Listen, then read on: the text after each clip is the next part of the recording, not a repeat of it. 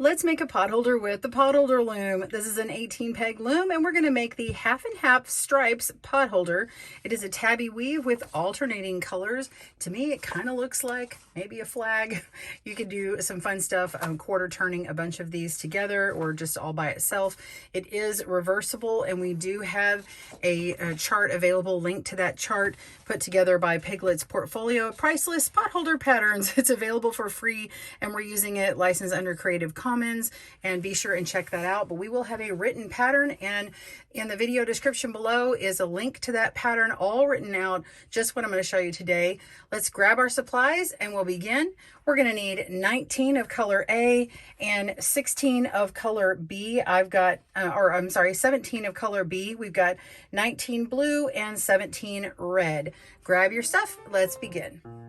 Welcome to Good Knit Kisses. We're all about helping you stitch your love and love your stitches.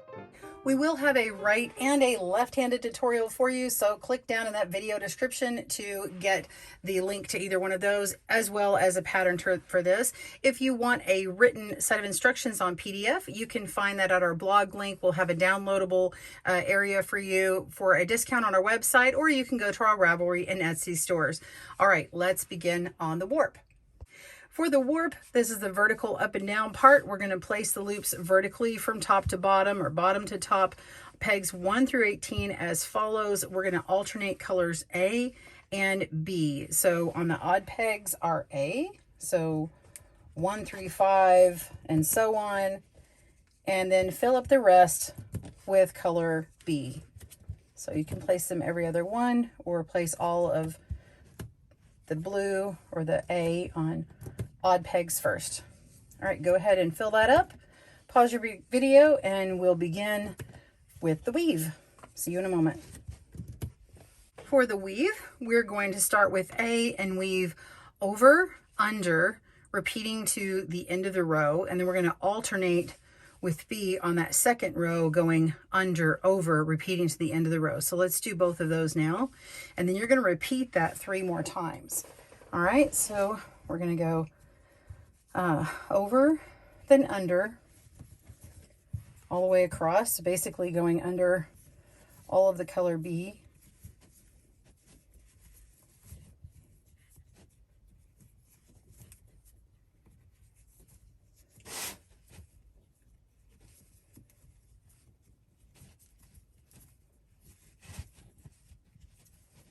And place it, and grab color B, and weave under color A and over color B, and repeat all the way across.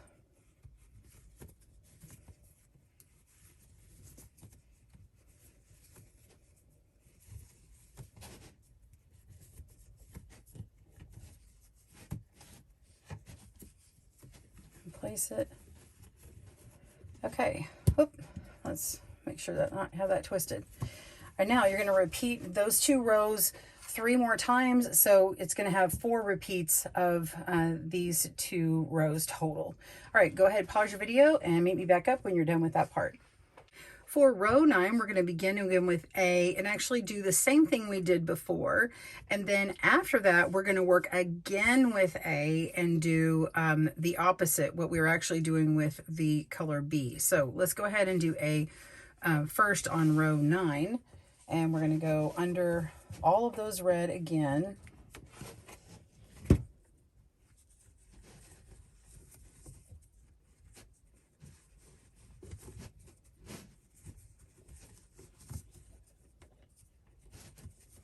So we're going over, under, across, ending with an under, and grab A again. And row 10 begins with taking A and weaving under 1, over 1. So we're going under the same color you're using. So under the blues or under color A. So under 1, over 1, repeating across to the end. So this is row 10.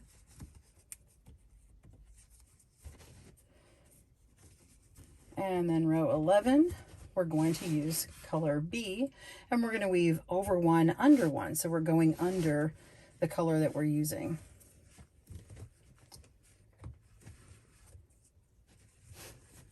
And we're going to repeat rows 10 and 11 3 more times. So go ahead and finish out this row, repeat it 3 more times, doing as you did above, where you'll have a total of 4 repeats of these 2 rows. All right, pause your video and I'll meet you back up when you get there. See you in a moment.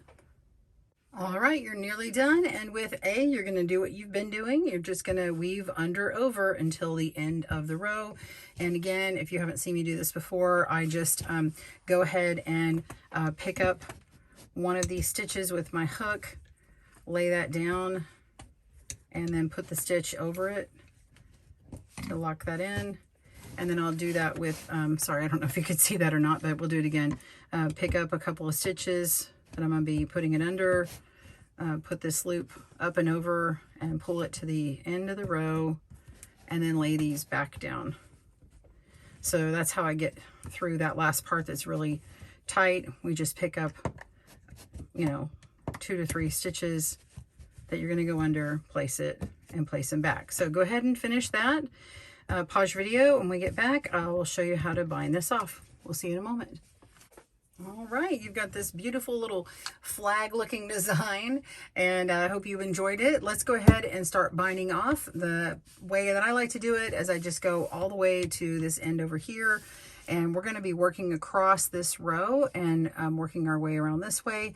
I like to go to 1 stitch over from that corner. It's just a way I remember. You can do, whoops, you can do it however works for you. Go ahead and pick that stitch up and then pick up the next stitch on the corner on this row here and pull through. So you have 1 loop on your hook, grab the next one and pull through, and the next one and pull through, and just keep going all the way around the loom until you have 1 stitch left. Pause your video and I'll meet you there. All right, we're at the end. We have 2 stitches left. Just going to pull those through and put my loom aside.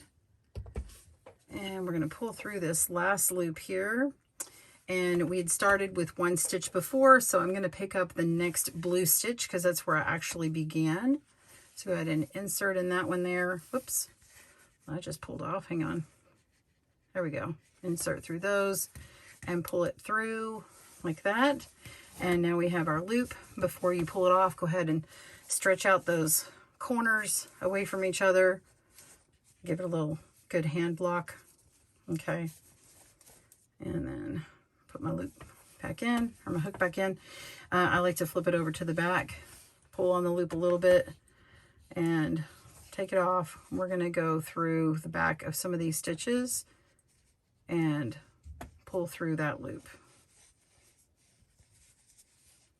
We're going to pull that all the way through and go up and under a few other stitches to hide the loop, wherever it works for you. There we go. And we've got it. So there is our pot holder. I hope you've enjoyed making the half and half stripes. Please let me know down below which one is your favorite, and have you tried the other ones in our series? There are a ton of them down in the links below. Go click on them and see which one is your favorite. We'll see you soon, and good knit kisses. Happy knitting, weaving, and crochet. Bye, everyone. Thanks for joining us today, where we help you stitch your love and love your stitches. See you again soon.